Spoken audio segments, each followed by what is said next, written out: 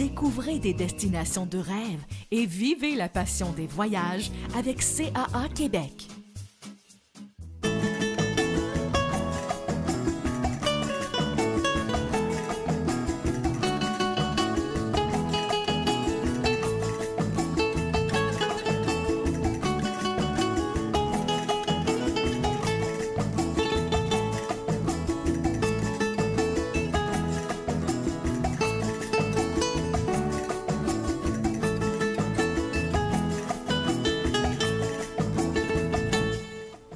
Salut tout le monde, bienvenue à Passion Voyage. Cette semaine, on vous amène au pays de Tintin et le Temple du Soleil. Il s'agit du Pérou et pour nous en parler plus en détail, je suis avec Angelina Miconiatis, qui est directrice des produits voyage chez CAA Québec. Salut Angelina. Comment está, Juan Francisco? Oh, Juan Francisco, j'adore. Muy bien, muy bien. C'est vraiment un pays d'Amérique du Sud qui est haut en couleur qu'on va voir cette semaine. Tout à fait. C'est un pays magnifique. On va traverser les Andes. On va visiter évidemment le magnifique Machu Picchu, les grandes villes, les petits villages.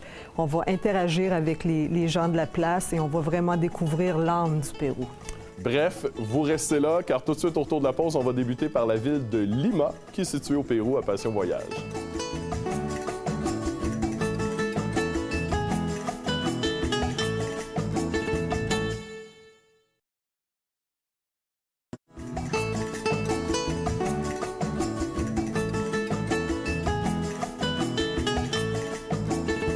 De retour à Passion Voyage avec le Pérou comme destination de la semaine. Et Angelina, ça fait vraiment partie des pays qu'on doit visiter si on veut être un bon voyageur. C'est incroyable le nombre de personnes qui m'en parlent, qui me disent que le Pérou figure sur leur liste de destinations préférées.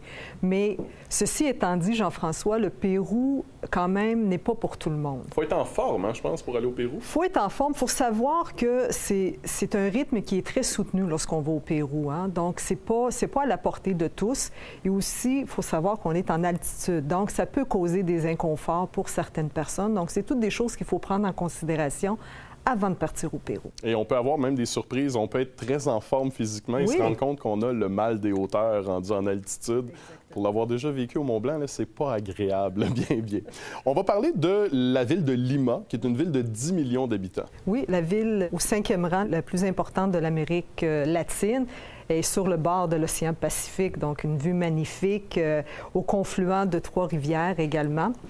On visite évidemment Lima pour ses monuments historiques, la cathédrale Saint-François d'Assise, la place d'Armes, le musée Larco Herrera où on va trouver des céramiques, des poteries érotiques. Beaucoup de choses à voir à Lima, effectivement. C'est une belle ville. Et il n'y a pas juste Lima qui est une belle ville au Pérou. Non. Il y a aussi la ville de Paracas. Oui, on arrive à Paracas et on part tout de suite du port de pêche pour se rendre vers les îles Ballestas. Et les îles Ballestas au Pérou sont souvent comparées aux îles Galapagos. Donc, c'est pas peu. C'est vraiment un endroit où on trouve beaucoup d'oiseaux. On trouve évidemment plusieurs colonies d'otaries, donc beaucoup de faune et de fleurs. Un endroit vraiment intéressant à visiter de ce côté. Encore une destination pour les amants de la nature, les gens qui aiment la faune, la flore. Ils pourraient trouver leur compte avec le Pérou. Tout à fait. Ensuite, tu nous amènes dans la région d'Ica. Oui, on va visiter une cave vinicole pour connaître davantage sur la fabrication du pisco. Qu'est-ce que le pisco? Le pisco est une eau de vie péruvienne, dans le fond, qui contient entre 30 et 45 % d'alcool. C'est vraiment la fierté du Pérou. Être capable d'en prendre. D'en prendre, voilà. Donc, ensuite, on va continuer notre périple et on va aller en dune buggy. Ah oui? On va aller faire la découverte des différents déserts qu'il y a dans cette région-là. Ça aussi, les caméras, il faut qu'ils soient prêts parce que c'est des paysages magnifiques. À couper le souffle. Ah, tout à fait. Et une fois qu'on a visité la région des déserts, tu nous amènes sur la route de Nazca. C'est d'ailleurs là qu'il y a un planétarium. Oui, et on va nous expliquer les théories derrière les géoglyphes de Nazca. Et les géoglyphes de Nazca, c'est des dessins qu'on retrouve au sol du désert. Et on va pouvoir vraiment les voir encore mieux le lendemain matin, alors qu'on va les survoler en avion. Ah, on va avoir un meilleur point de vue, finalement. Tout à fait, tout à fait. Et par la suite, on va traverser les contreforts des Andes pour se rendre à Arequipa. Oui, la ville blanche qui est entourée de 3 volcans et on compare souvent à l'Andalousie. Vu qu'elle est blanche, comme l'Andalousie en Espagne. Espagne, exactement. On va visiter évidemment la belle ville d'Arequipa, son quartier Saint-Lazaro, la cathédrale et la chapelle de San Ignacio et San Francisco. Mon coup de cœur personnel, le couvent de Santa Catalina. Et en fin de journée, on va prendre le dîner dans une picanteria, qui est un restaurant typiquement péruvien. Et on va bien manger, vu qu'on est en Amérique latine. Là. Manger, effectivement. Et il y a un canyon qu'on va aller visiter par la suite, c'est le canyon de Colca. Oui, un paysage, encore une fois, magnifique. Les caméras vont encore se faire aller. On va traverser la réserve naturelle qui s'y trouve là. On va voir les alpagas, les lamas. On va être à 4910 mètres d'altitude. Et ce canyon, c'est le deuxième le plus profond au monde. C'est quand même pas rien. Hein? Impressionnant. On est à 100 mètres plus élevé que le sommet d'Europe, ça vous donne une idée. C'est plus élevé que le Mont Blanc encore. Justement, pour les gens qui ont le mal d'altitude, peut-être vont pouvoir se reposer dans les bains thermaux de Calera. Oui, on va pouvoir nager dans les eaux chaudes, sulfureuses de ces bains-là. Ça va faire du bien, je pense. Et on va poursuivre notre périple vers la croix du Condor. Ça nous permet de voir ces magnifiques oiseaux là, qui vont nous survoler quand même d'assez près. C'est quand même assez impressionnant. Oui, dans les plus gros et les plus grands en envergure au monde, puis ils suivent les courants d'air chaud en planant. C'est vraiment c'est impressionnant de voir ces rapaces-là. Et on va continuer, on va traverser plusieurs petits villages traditionnels pour se rendre à Puno, qui est encore une fois une belle ville du Pérou.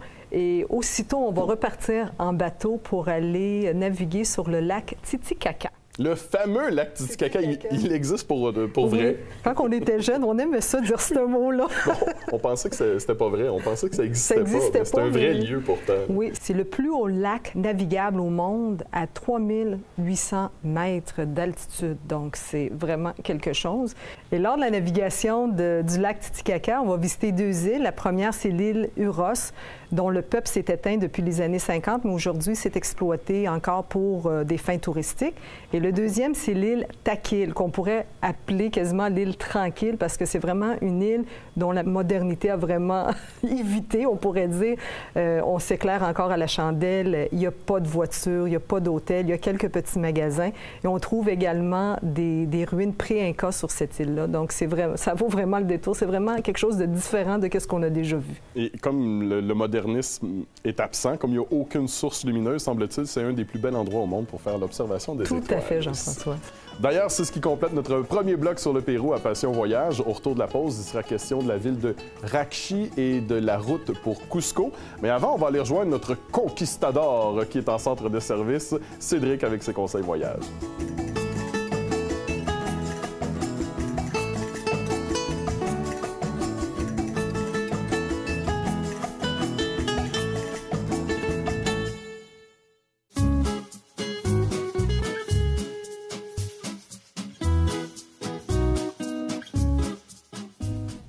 Aucun visa n'est nécessaire pour votre entrée au Pérou. Votre passeport, lui, devra toutefois être valide au moins 6 mois après votre date prévue de retour. Une taxe de sortie de 31 $ américains sera également exigée. Le Nuevo Sol péruvien est la monnaie utilisée, mais les dollars américains sont acceptés dans les grandes villes. Par ailleurs, vous trouverez des guichets automatiques à peu près partout. Les cartes de crédit sont acceptées, mais les commerçants peuvent imposer un montant minimum d'achat. Le MAM, M-A-M, pour mal aigu des montagnes, ou si vous préférez le mal d'altitude, est plutôt fréquent au Pérou. Cela se produit lorsque vous voyagez à plus de 2000 mètres d'altitude. Plusieurs hôtels, trains et autobus sont équipés de bouteilles d'oxygène. Il suffit habituellement d'en respirer quelques minutes pour voir les symptômes atténués. Certains établissements poussent même de l'oxygène dans leur conduit d'aération. Un breuvage fait de feuilles de coca qui a des propriétés de vasodilatation peut vous permettre de mieux respirer. Certains médicaments peuvent également être prescrits. Informez-vous avant votre départ auprès de votre clinique de santé des voyageurs. N'oubliez pas que le Pérou est situé près de l'équateur. Il sera judicieux de vous munir d'une bonne paire de lunettes de soleil, d'un écran solaire ainsi que d'un chapeau. Comme vous marcherez beaucoup, prévoyez une bonne paire de souliers de marche que vous aurez portés quelque temps avant le début de votre voyage. Sur ces quelques conseils, bon voyage. Quelle est l'ancienne capitale des Incas? A. Cusco. B. Machu Picchu. Ou C. Arequipa? La réponse au retour.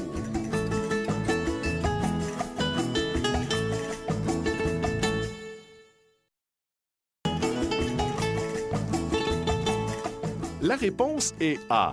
Cusco, ancienne capitale inca, est aujourd'hui un site patrimonial mondial de l'UNESCO.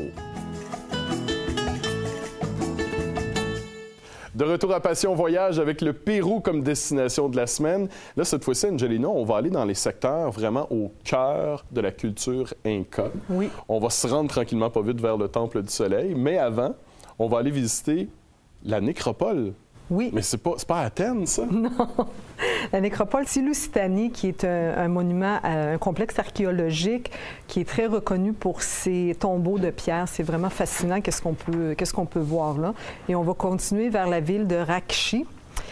C'est un site inca très, très important. D'ailleurs, c'est le temple du premier dieu inca qu'on a construit là. Et l'église qui s'y trouve est vraiment magnifique. L'architecture intérieure, la décoration, c'est vraiment exceptionnel. Ça vaut le temps d'aller visiter ça. C'est elle qu'on appelle la chapelle Sixtine des Incas. Hein? Exactement, de l'Amérique latine. Ça, c'est bien. Est-ce qu'on arrive au Temple du Soleil, là? On arrive à Cusco. Donc, évidemment, on va faire une visite de la ville, la place d'Armes, la cathédrale de Cusco, et on va visiter le fameux Temple du Soleil. C'est le lieu le plus sacré de l'Empire des Incas. Donc, c'était le théâtre de cérémonies importantes, des souverains incas, des mariages, des sacrifices, des funérailles. Donc, d'ailleurs, c'est là que les momies étaient conservées, assises sur leur trône d'or. Donc, c'est vraiment un endroit spécifique. Des sites archéologiques également, et on va visiter le musée du chocolat. Ah oui, ça, quand il vient le temps de parler de chocolat, je suis toujours disponible pour un contrôle de qualité. Écoute, on va apprendre sur la production, évidemment, et aussi, on va participer à un atelier d'initiation sur la fabrication de truffes. Miam, miam. Ça va être très bon. J'ai déjà hâte d'y aller. Oui. On va aller visiter la vallée sacrée des Incas en passant par Chinchero. Oui, pourquoi on arrête à Chinchero? C'est qu'on va rencontrer la communauté Urpé, et c'est l'endroit où ils font du tissage. Donc, lorsqu'on voit les fameux ponchos multicolores, c'est là que ça se passe. C'est eux autres, ça. C'est eux autres, ça, c'est ça. Et on poursuit vers Salinas de Maras, qui est un endroit vraiment incroyable au niveau du paysage. En fait, c'est vraiment à l'embouchure de la vallée sacrée des Incas. Il y a des sources d'eau un peu partout. C'est incroyable comme coup d'œil. Et c'est moins connu des gens, pourtant, cette région-là. Non, c'est ça. Il n'y a pas beaucoup de personnes qui passent par là, mais nous, évidemment, on l'a inclus dans notre circuit parce que c'est un incontournable, selon nous. Et tu nous amènes voir le site de Morée par la suite. Oui, c'est un ancien centre de recherche agricole inca. C'est drôle à dire, hein, mais on le sait que la culture inca, les gens étaient très avancés sur ces choses-là. Et c'est 3500 mètres, encore une fois, au-dessus du niveau de la mer. Ça a l'air d'un amphithéâtre, dans le fond.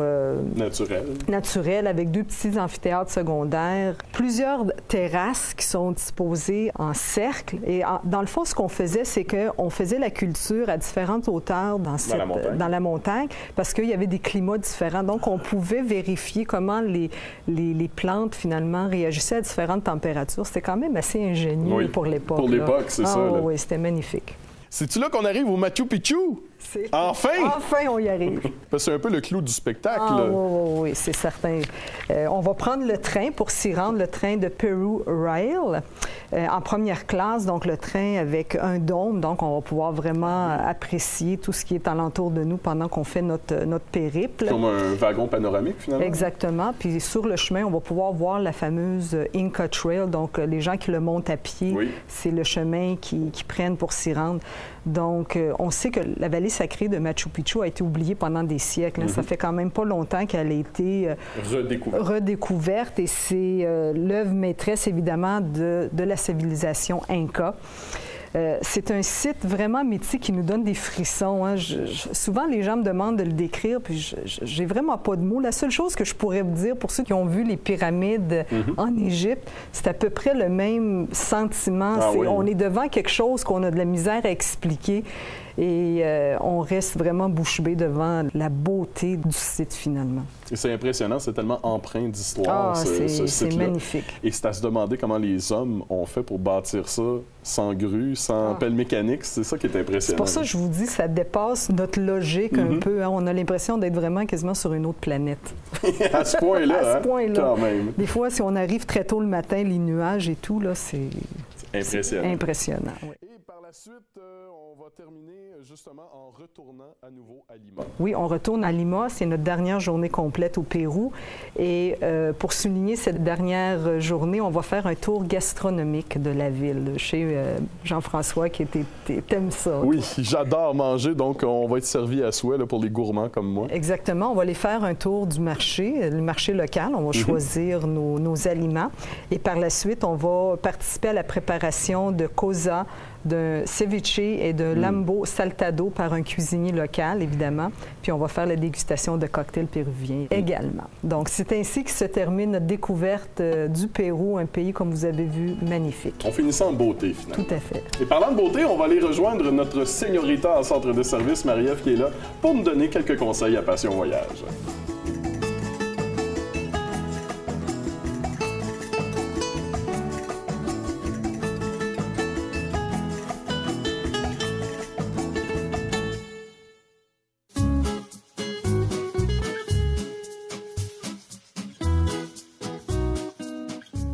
On ne fait pas ses bagages de la même manière pour tous les types de voyages. Pour votre circuit au Pérou, par exemple, comme vous aurez souvent à vous déplacer avec votre valise, celle-ci doit être compacte, légère et surtout remplie des bons vêtements. On n'y prête pas toujours attention, mais les sous-vêtements que vous utiliserez en voyage peuvent faire une différence pour votre confort. CA Québec en offre une bonne gamme dans ses centres de service. Première chose, les sous-vêtements doivent être faits de matériaux à séchage rapide. Les fabricants mettent habituellement cette information bien en évidence sur leurs produits. Ils doivent également permettre l'évacuation de la transpiration. Vous les trouverez en plusieurs styles, couleurs et certains même sont très raffinés. Le spandex est vraiment confortable, mais aura tendance à s'étirer ou se déformer s'il est présent en pourcentage élevé dans un vêtement. Optez pour des vêtements qui en contiennent au maximum 6 %. Pour les dames, des camisoles ou maillots de corps avec un léger support intégré peuvent être pratiques pour les journées de détente. Pour les journées plus actives, un soutien-gorge offrant un support accru sera apprécié. En fait, peu importe le soutien-gorge, avec ou sans armature, sport ou avec compression, l'important, c'est qu'il doit être confortable et sécher rapidement. Les soutiens-gorge sans couture seront plus esthétiques sous les chandails. Et il ne faut surtout pas oublier les chaussettes. Elles sont aussi essentielles pour votre confort en voyage. Vous remarcherez sans doute beaucoup pendant votre circuit. Celles faites d'un mélange de nylon et de laine mérino sont idéales parce qu'elles sont renforcées au talon et à la plante du pied, donc plus durables. De plus, la laine mérino contrôle la température et l'humidité. Vous serez donc au frais ou au sec ou au chaud selon les besoins. Bon voyage! Quel grand fleuve prend sa source au Pérou avant de s'étendre à d'autres pays? A. Le Rio Negro. B. L'Amazone. Ou C. L'Anaconda. La réponse après la pause.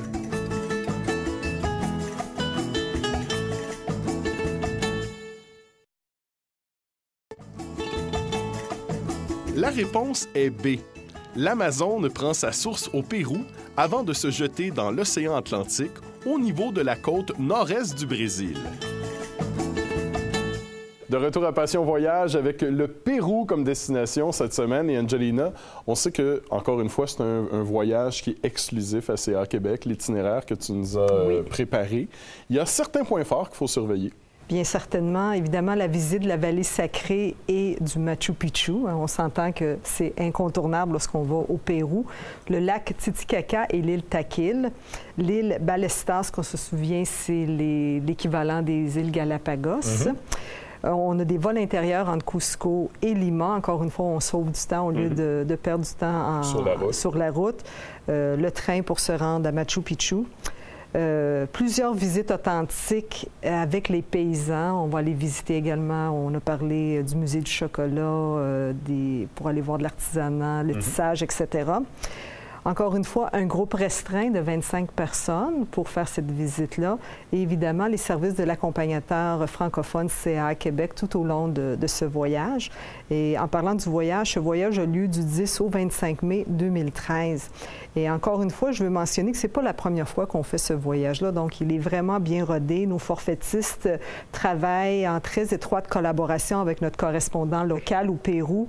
Et c'est ça, ce voyage-là a vraiment été rodé. Puis s'il y a des nouveautés, s'il y a des choses qu'on doit rajouter, on le fait. Donc c'est vraiment un tour complet du Pérou. Et pour ceux qui veulent en découvrir davantage, on vous offre une prolongation de 5 jours, 4 nuits vers la forêt amazonienne. Tant qu'à être en Amérique du Sud, oui. Là, tous bien peut-être en profiter pour aller voir ça en même temps. Oui, comme on dit, on reviendra peut-être plus dans ce coin de pays-là, donc pourquoi pas en profiter? Donc c'est une prolongation au voyage qu'on peut rajouter tout simplement? Exactement. À la fin de notre circuit du Pérou, on peut se rendre vers la forêt amazonienne. Parfait. La semaine prochaine, on va vraiment changer de région du globe. Par contre, tu nous amènes sur le Danube. Oui, justement, on va découvrir via une croisière fluviale l'Europe centrale. Alors, une croisière, une nouvelle façon de visiter l'Europe. La semaine prochaine à Passion Voyage. D'ici là, portez-vous bien. Ayez un passeport valide dans tout le temps. Vos valises pas trop loin. On ne sait jamais. Passez une bonne semaine.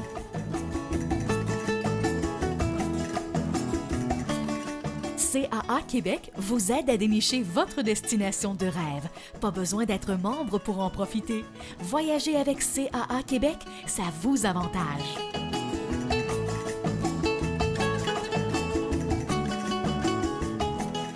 Pour plus d'informations, consultez un de nos conseillers en voyage au 1-877-986-9243 ou visitez notre site caaquebec.com.